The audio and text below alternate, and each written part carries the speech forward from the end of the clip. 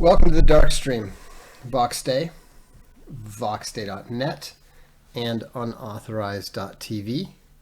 Audio's good, video's good. I've already got 10 coming on the UATV chat. D-Live chat's rolling. So good evening. I'm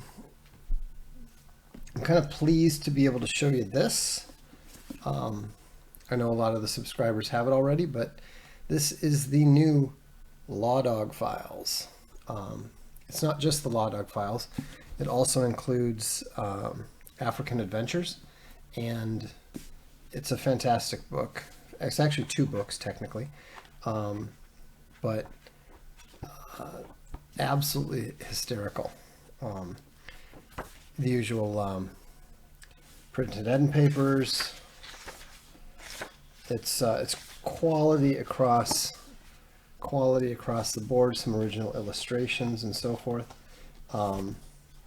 So this is actively shipping, the Law Dog files, and the Promethean by Owen Stanley, the sort of companion novel to The Missionaries, is also shipping. So, and we're working hard on getting Junior Classics 7 and 8 out to you. This is not the topic. I'm just mentioning it while we're here. Another thing I want to mention as people are rolling in is John Della Rose, Archaven contributor, Flying Sparks author, Arctoons contributor. He is now on Unauthorized, and I encourage you to check out his videos or podcast, not just because it's a different take on the comics industry, which, as you know, is one of our chosen offensives, but he comes at it from a very different perspective than the legend Chuck Dixon. Sure, you can see the cover again. It's quite good, I think. Again, this one is not our usual image-focused one. We're experimenting with bringing in some of the Franklin Library look. This is kind of a combination of the image and the abstract. Franklin always goes highly abstract, although you can see that it actually forms a badge in there. So it's an interesting and I think intriguing combination of both, and it's really good. I mean, it's some of the library books we do are like books that we're really heavily focused on. Other books are more in the category of oh wait, we need to get a cover for that and that sort of thing. So it's always a nice surprise when one of the books that are not one of the primary focus books turns out as well as that. Dan in Georgia says, I'd rather live and work with a socialist that was anti-immigration nationalist than an open borders warmonger civnat. We're going to get to that, Dan. We're getting to that. But first I'm going to read you something. I read a really great book last night. It's by a gentleman named Barzini, Luigi Barzini. He's most famous for a book called The Italians, which I have not yet read. But I was reading his series of essays, which is called From Caesar to the Mafia. And it was really interesting. He even talks about the author of The Leopard and interviews his wife. Talks about Sicily. He's of Sicilian descent. Actually introduced me to two new Sicilian authors that I'm now interested in reading. But I thought that this was really an interesting point that he made when he was talking about, and he lived in America for a while, so he has an interesting perspective on both the U.S. and Italy. But what I thought was really interesting here in light of the topic tonight, which is that ideology and the enlightenment are dead, is that he's talking here about experts. But I think that it's a larger point. I think it's a more relevant and broader point than that. He says, this is what really interests the experts is to prove to themselves and to their readers that the Italian problem has now been settled once and for all, and that no surprises are expected or will be tolerated. And what he means by that is Italy's always been two countries, the North and the South, and they're pretty incompatible. That's considered the Italian problem. They've spent billions and billions of dollars trying to get the South to be more like the North, but all that happens is the South keeps falling further and further behind. This is what they want to believe. Italy is now a stable country, reasonably well run by a seemly coalition of parties with quotable programs. The American establishment, which is backing this formula and has definitely financed its victory, has therefore not made a mistake. The communists are definitely on their way out. Nobody will henceforth raise uncomfortable new issues and really try to improve conditions. The most significant aspect of this view, and the proof of its fragility, is the irascibility with which these experts consider all kinds of dissenting opinions. To maintain their own tranquility and to pacify their readers, they even abandon a long-held enlightened belief that no champion of democracy can be worthy of his name if he does not respect the opposition, believe in its utility, and uphold its rights.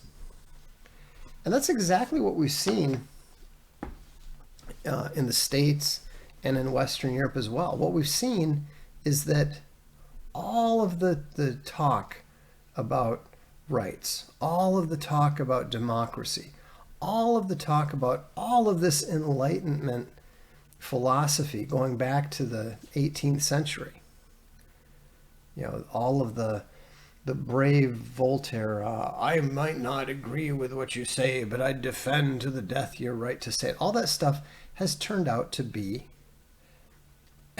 as the monarchists always believed it to be, total bullshit. It's not true. All those rights don't exist. It was all just an act. It was all just an excuse. It was literally nothing more than rhetoric. It was just a lie. And what's fascinating about Barzini seeing that, even though he's coming at it from a different perspective, he was talking about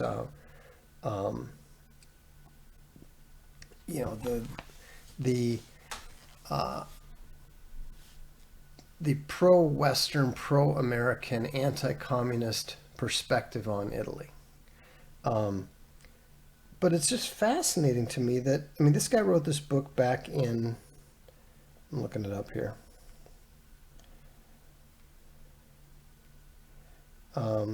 Published in 2002, I think. So he died not too terribly long ago, I think.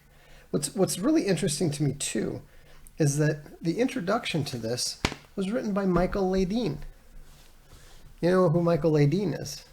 Michael, Jew, faster, please, invade the entire Middle East. Ledeen's kind of an interesting character because on the one hand, he's a total neo-clown. But on the other hand, he seems to have a genuine appreciation for European history in general and Italy in particular.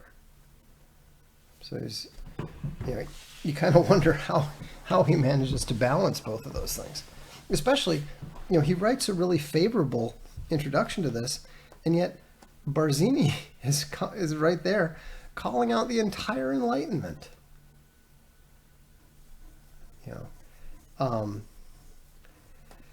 Akbar says, the rising tide of freedom seems to have some sewage in it. No question. What we see is that the very people who push it only push it as long as it's useful to them. It's just like free speech. Oh, we have to accept blasphemy because otherwise we won't be free. But you better not criticize anybody with skin that's darker than a certain shade, or we'll make sure that you can't work, you can't buy anything, you can't participate in society. What is that if not a ideological blasphemy law? And so, what we're really coming to understand is that the Enlightenment was never anything more than an attempt to destroy Christendom. An attempt to replace its pillars with these pillars of rhetoric. And the thing is, you really begin to understand how stupid it is once you have enough distance from it. When you see the Civnats and people who are still under the sway of the rhetorical spell reciting it as if it's meaningful. When people say, well, as it says on the poem at the feet of the Statue of Liberty, who gives a flying fuck what some poet wrote 250 years after the fact? The whole melting pot. People talk about America's a melting pot. It's a melting pot. You should read the play, The Melting Pot. It's got a great bit of rhetoric right at the end of it. The rest of it reads like an early version of Brighton Beach Memoirs. It's nonsense. It has nothing to do with anything that you think it might have to do with politics, America, etc., etc. Yeah, it's really funny. They talk about Jesus being the refugee. From what? It's like that old question. So, who does was it either consonant? It's either no. It's like, who does Jerusalem belong to? And they've got that Henry. Does it belong to the Jews? Does it belong to the Palestinians? And Henry Cavill says, Rome.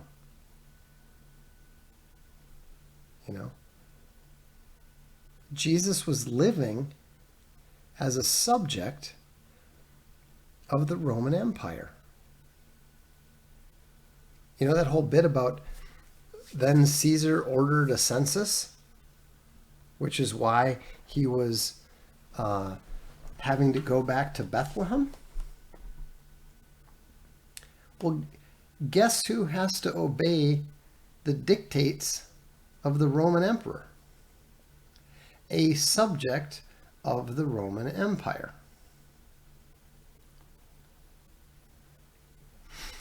The Idaho Crusader says the melting pot is frightening when read from a Christian perspective, neo-Babelism through and through. No question.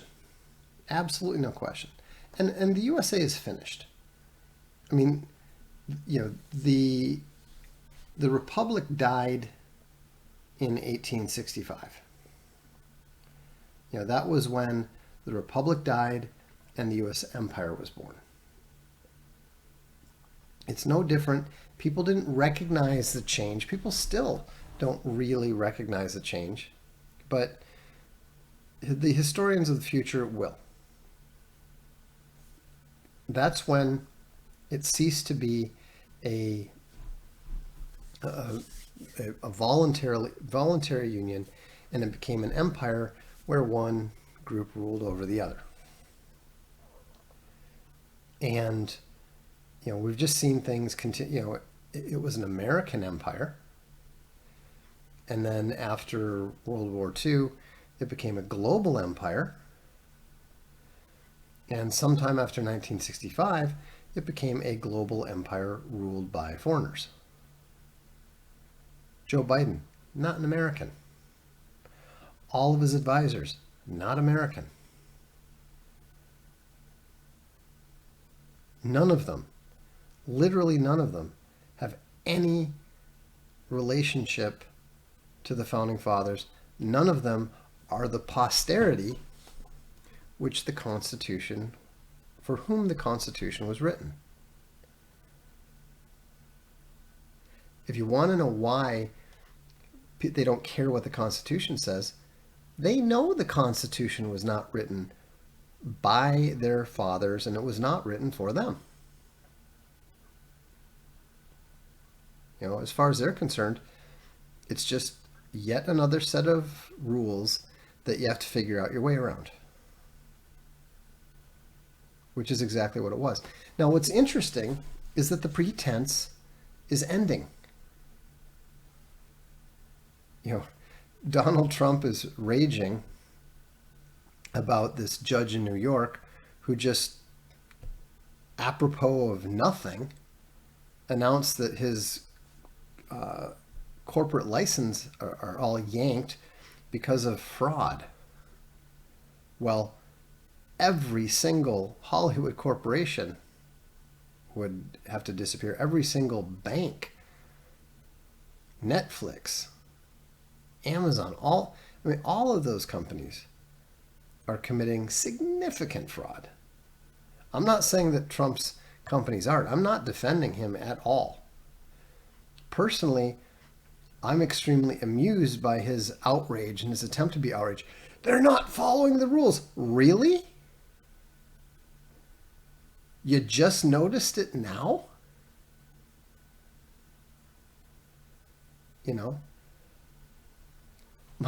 My dad was getting spun around by government authorities not following the rules back in 1982.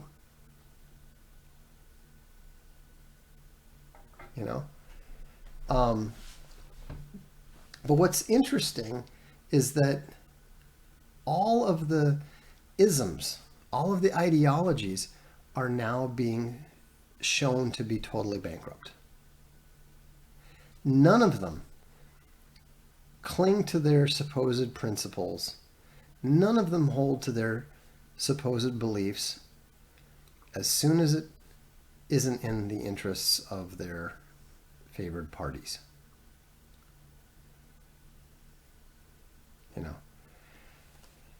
You look at the feminists.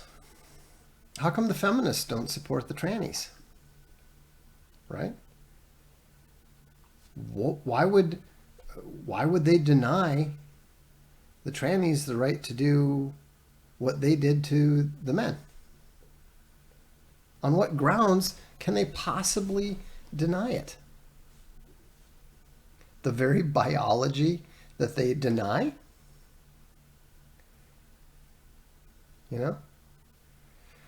Sam says, how could you be outraged when you let them steal the election for you after conceding on almost everything while they attacked you? Yeah, obviously we hope that there's something positive being done behind the scenes that we don't know, but frankly, and there are some indications, there are some moments of high weirdness that it's not possible to balance on the basis of the mainstream narrative. But it's just, I don't understand what Trump is expecting to accomplish in terms of outrage, unless, of course, the whole thing is just for show. If he's genuinely in control, if he's genuinely showing people just how bad it is so that it will allow him to take the very strict and appalling measures that will be absolutely necessary to give the U.S. any chance of survival. It could make sense, but we can't. We can only comment on what we are told and what we see and what we know is at least superficially happening. And the pace of the nonsense, the pace of the convergence is incredible. E.G. Prime says, I assume you've seen that 94% of S&P 100 jobs went to non-white applicants. Yeah, that was on the blog yesterday, or maybe the day before. And like I said this isn't something to get upset about. Why the hell would any of you want to work for a Converge company? This is a fantastic opportunity for anyone who has skills that those companies are going to need, because now you can set up as a contractor and charge them 5 times more than you could have working for them, because I guarantee those employees of color are not going to even accomplish 10% of what those corporations need done. And in fact, I would be willing to bet that within 3 years, we're going to see a record number of civil rights and discrimination lawsuits filed against those companies by those new workers, because they're not going to work, they're not going to perform, and they're not going to permit themselves to be held accountable.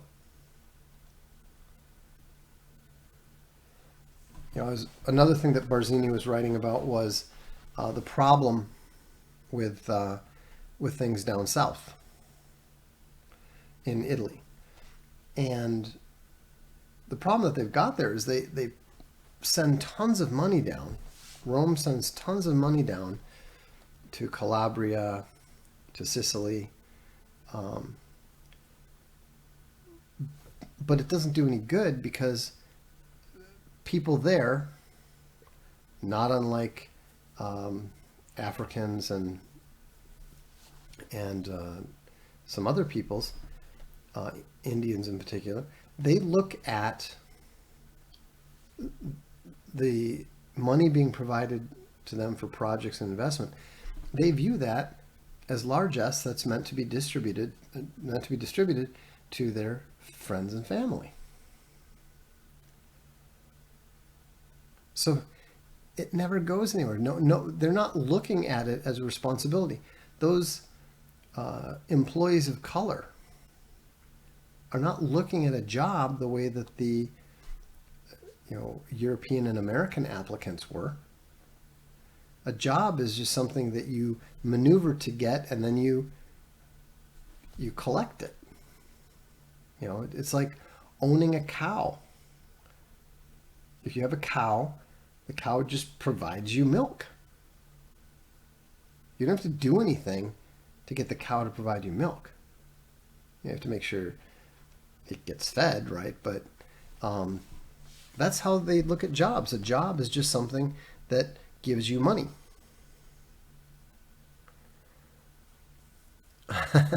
Sam says there's a reason the mafia comes from Palermo and not Alto Adige or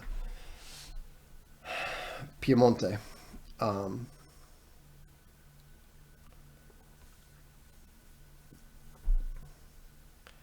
Anyhow, it's really remarkable times, and don't blame people too much for still buying into the rhetoric, because you used to, and I know I used to. I remember being at the 1988 Republican State Convention, and then the Republican National Convention, and they would play that song by Lee Atwood, "Proud to be an American," and half the people, all the boomers, are choked up with tears in their eyes, and the the young Republicans, when it got to be, and I'm proud to be a, and then instead of American, they'd all shout Republican. Total nonsense. Total lunacy. Total falsehood.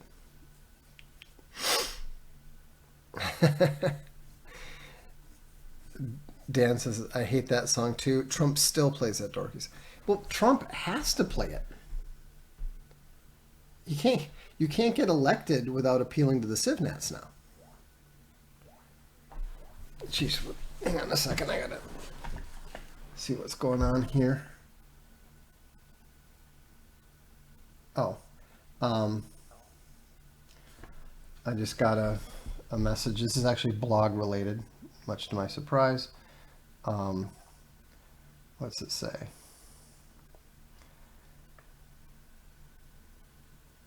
Oh, it says, your ability to send traffic is astonishing. Oh, okay. Anyhow, apparently a lot of you got interested in Tree of Woe and subscribed to it. So thanks very much for supporting Alex McCree. He's a good friend, far more important to our side than anybody except me realizes. And, I'm glad that people are supporting his work and finding it useful. He's got one of the best Substacks out there, in my opinion. I wish I had the time to write in-depth analytical pieces the way that he does. But anyhow, is pro-life a sacred cow for the right? Yes and no. It is a sacred cow, but it should be. Who cares that Chelsea Handler goes barren? Well, what do you mean by pro-life then? Nobody cares that Chelsea Handler goes barren. It's good for America that a foreign invader like her does decide not to have children. But abortion is a terrible thing. It's like saying, well, do we really want to prevent the Aztecs from practicing their religion? Abortion is literally a Jewish and satanic ritual. It's at least partly religious, for certain evil groups, and this is not according to me. This is according to them, right? And so, no, we do not want to permit that in a civilized Christian society.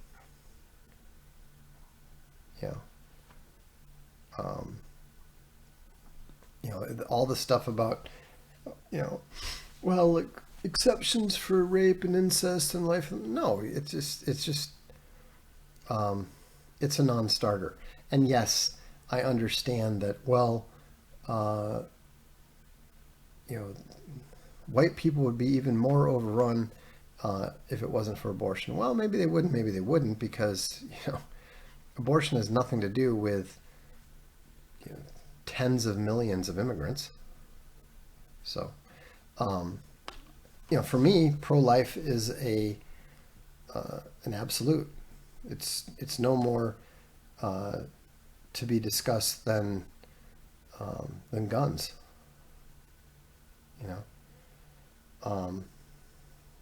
Pillow Vendor says, out of all the millions of people in America, why Chelsea Handler? Actually, yeah, Raging Zoomer. Why Chelsea Handler?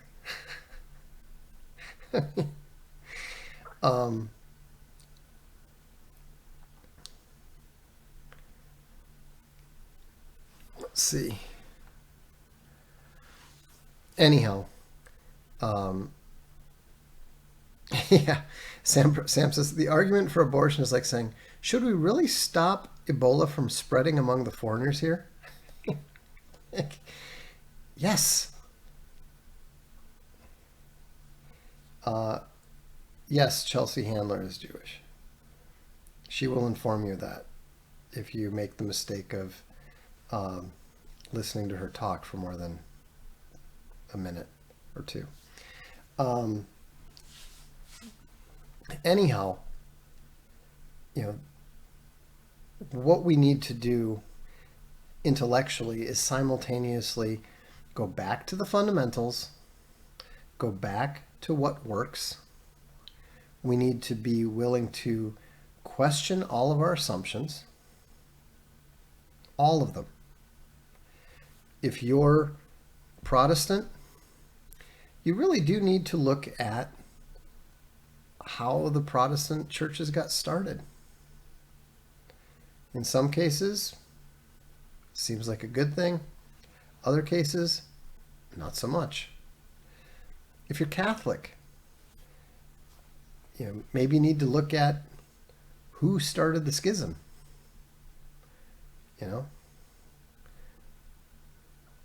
There's, because at the end of the day, we don't see anything clearly.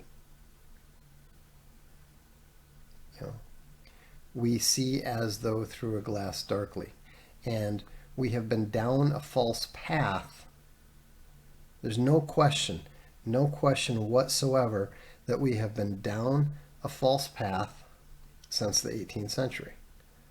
A lot of that soaring rhetoric that appealed to you and me and a lot of us so much when we were younger, whether it's the 7 years ago or whether it's all men are created equal, all of that is bullshit. All of it. The Constitution is totally irrelevant because the American posterity no longer rules or controls the state. Cliff Cosmic even says, I've begun to think Amazing Grace was a tool for subverting the churches. I don't think so. But then again, the story about what didn't the guy supposedly survive the wreck of the Titanic or something? I seem to recall that he survived some sort of shipwreck. If it was the Titanic, then I'm kind of a bit wondering. As a song, it's all about patting yourself on the back and only mentions God. I disagree. Because the song is talking about God's grace.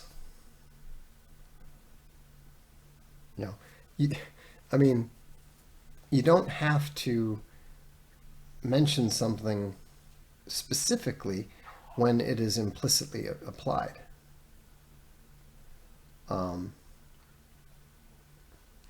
But yeah, I don't know. I'm not the religious music policeman. So, Dan aptly points out the Constitution doesn't work in Liberia either. No, they tried it. The whole concept of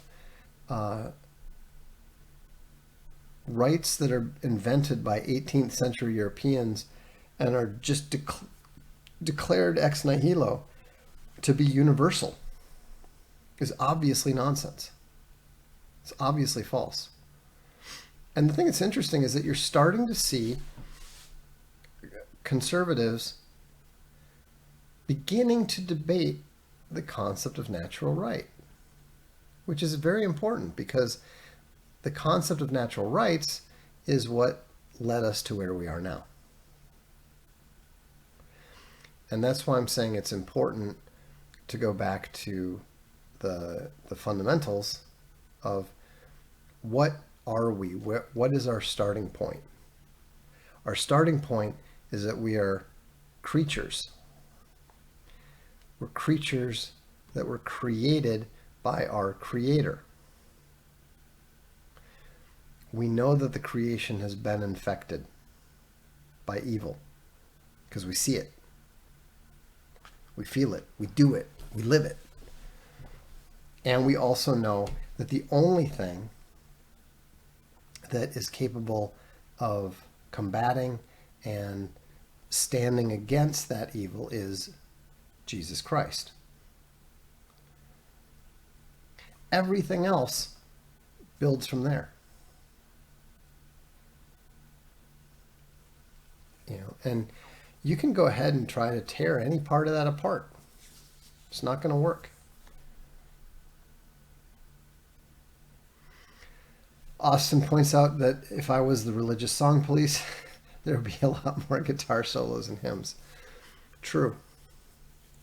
Definitely true.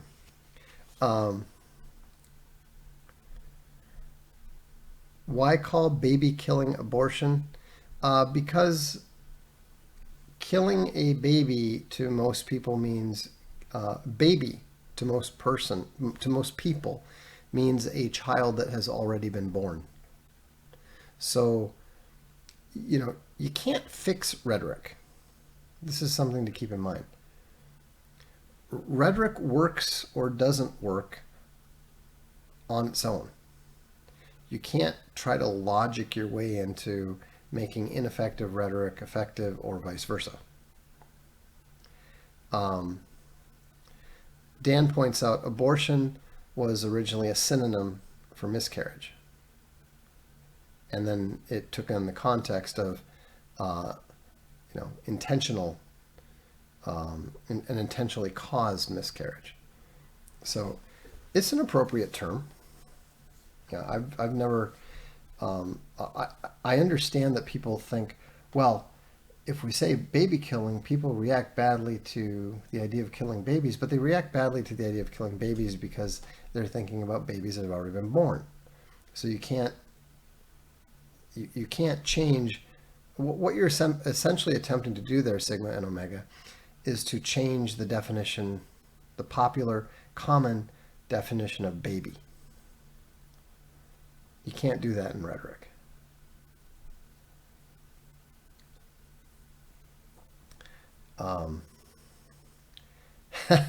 The gray man points out, defending our divinely inspired Constitution.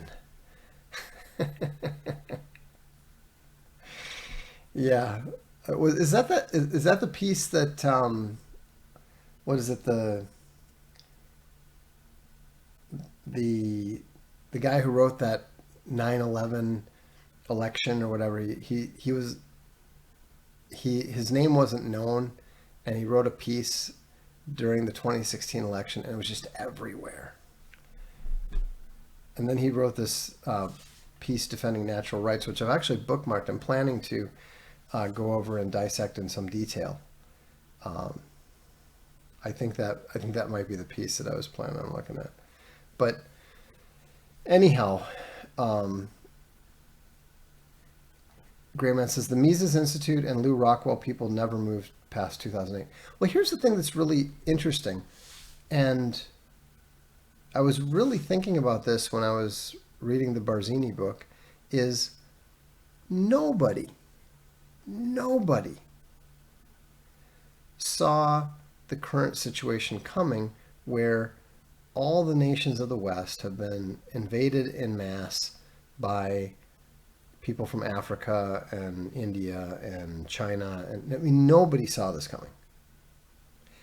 And nobody expected Russia to bounce back and become capable of going toe-to-toe with the United States so quickly. China's less of a surprise. China has been inevitable. I mean, Unrestricted Warfare was published in 1999. Wang Hunin wrote America Against America back. When did he publish that? Could someone look that up? America Against America by Wang Hunin. I think he published it like in the 1980s. And so, granted, people sometimes say that I'm 20 years ahead of the mainstream. Wang Hunin was like 20 years ahead of me. But the point is that people saw that coming. People saw the rise of China coming. David Wingrove didn't write Chung Kuo about Indonesia. To me, it's kind of ironic that of all the science fiction out there, it might be Chung Kuo that is the only one that is even remotely relevant. 1991, right? So not quite as perspicacious as I'd been thinking, but still amazingly impressive. I mean, he was 10 years ahead of me.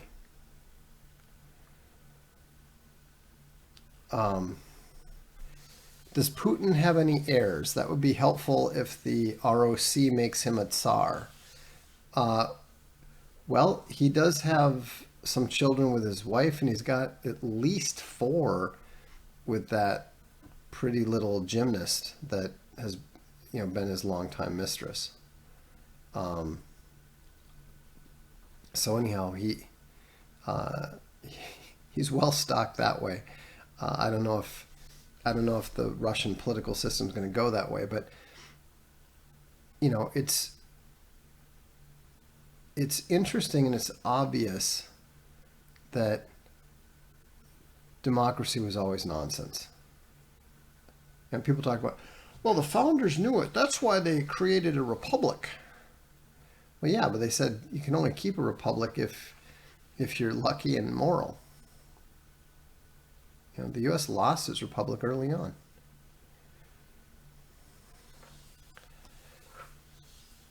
Idaho Crusaders feeling a little pessimistic. He says the number of catastrophes headed for the U.S. is a little mind-boggling. Well, that's what happens when you put a group of really evil people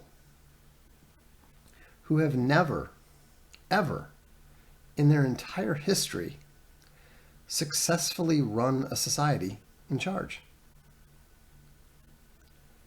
I mean, going back to something like the, 2nd or 3rd century AD,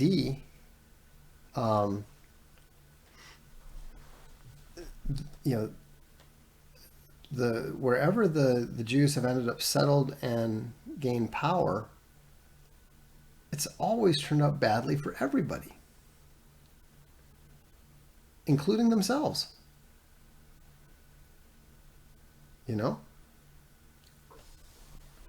I mean, I was talking to Owen, and I was talking about how much I admire the early Zionists, not because of their tendency towards socialism or anything, but the attempt to reject the parasitical past and try to do their own thing. They developed what they called the Sabra self-image.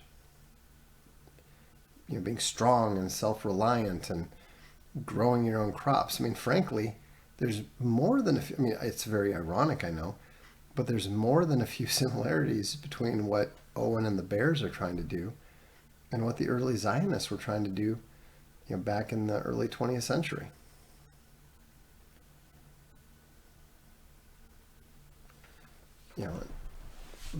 But then you've still got the neo-clowns, the diasporans, etc., who are still playing the game of, hey, let's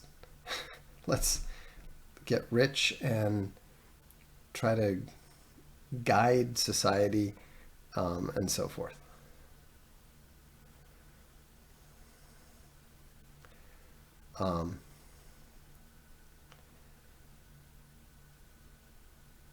Avalanche says they're not dropping parasitism very well. Keep in mind that the U.S., the massive U.S. financial support came much, much later. Originally Israel was an ally of the Soviet Union. And don't forget that for all the money that is sent over to Israel, an equal amount is sent over to Egypt, right? I'm not saying any of it is good. And in fact, the interesting thing is the smarter Israelis, the Martin Van Crevelds and so forth, correctly point out that it's a really bad idea to make yourself reliant on foreign sources. Al Dente, speaking of public intellectuals, Al Dente says, have you had any communication with N.N. Taleb since publishing his books? No, in fact, we haven't even gotten the books to him. We've been trying to figure out where to send them. We actually have an obligation to send them to him, but we don't know where. So, Al Dente would imagine he respects your intellect. We actually had a little bit, before I got kicked off of Twitter, we actually had a little direct interaction. He mentioned at one point that he was reading SJWs Always Lie. And we did and he did express some appreciation for a couple of the memes that I created when he was engaged in a public battle with English pseudo-historian Mary Beard. She was the face of black people used to be English. Yes, I'm permanently off of Twitter. After Musk came back and announced that everybody was welcome and that sort of thing, I sent an email requesting a reinstatement, and I got back an email saying your account will never be restored. Space Money says, I should probably ask him. I mean, honestly, the only reason that I requested it was not because I was particularly interested in returning to Twitter, but I just wanted to see if Musk was telling the truth, because I strongly suspected that he wasn't. So,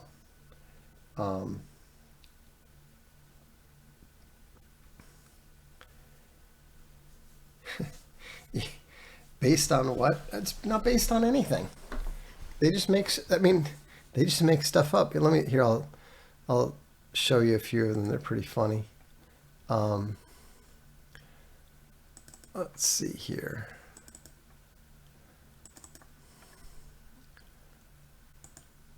I need to go large so I can see what I'm doing.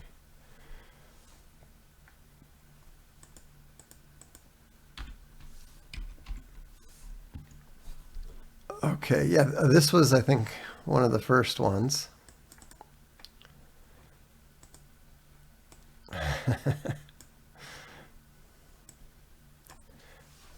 The Carthage, the Klingon colony.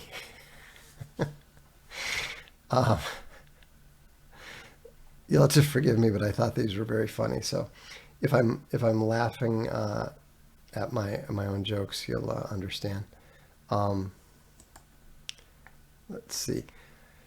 Molyneux was unbanned but decided not to return. His ban was especially egregious. Yeah, mine was too. I not only did I not do anything, they didn't even accuse me of doing anything. I mean, it was just like, yeah, we can't have you on there anymore. Oh, this was a good one.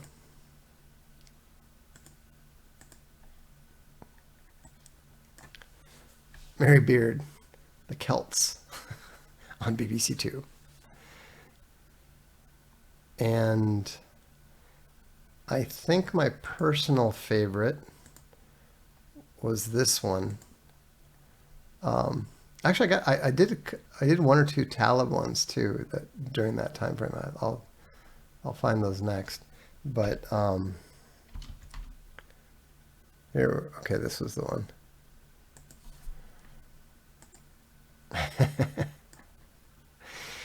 She was really pissed off about these because they actually look exactly like her books.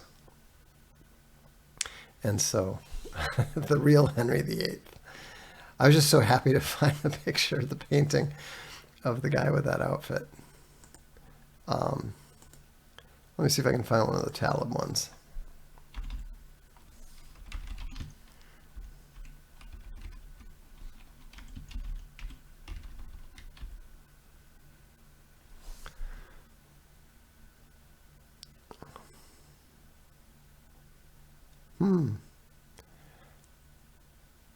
Well, I have them somewhere, but I don't know. They're not listed under anything that that I can that I see. Oh, by the way, this one was kind of funny. I'm just like flipping through my old meme folder here. Oh, here we go.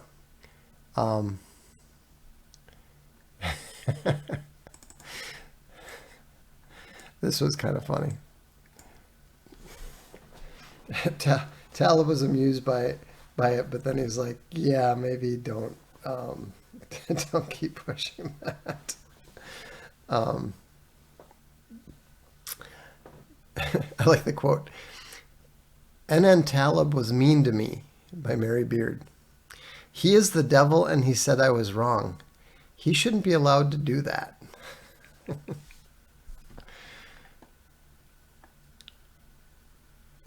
Yeah. So, anyhow, good times. Any chance of getting the images posted to SG? Well, maybe sometime what I'll do is, instead of doing a meme review, I'll do a classic meme, classic Vox memes, Darkstream, and we can go over all of them.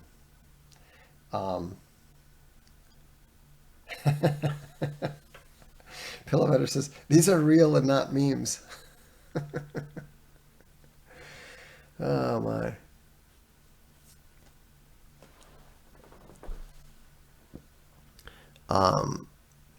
People have reported that if you keep appealing, it will get reinstated eventually. Yeah, that may be. I mean, maybe if I have some time to actually think about that, I'll do that. I mean, I don't really even have much time to. I'm lucky if I can put something up on Gab. I did. I did put something up on Gab that went pretty big today. It was a picture of Christie wearing what I suppose are going to be shorts, and the position he's standing in. I mean, his upper body and his lower body don't even look like they're connected to each other, and I mean, it looks like a graphic glitch. And I just said, "What phenotype is this? No, what phylum is this? I mean, it doesn't even look human, you know?" So, anyhow, it is a mystery. So, but the thing that I want you to take away from this is to understand that all ideology, all isms are worthless. They're rhetoric. And attempting to base policy on words designed for the purposes of emotional manipulation is a bad idea. Because whenever push comes to shove, they will actually violate their supposedly sacred principles. Frankly, the more people talk about their principles being sacred, the more you should scent BS. The more you should scent sulfur. So that's all I've got. We're going to get a newsletter out for the library here in the next day or three. Hopefully I'll be able to get to it tomorrow. And other than that, keep the faith. Stay strong. I'm Vox Day, and this is the Darkstream.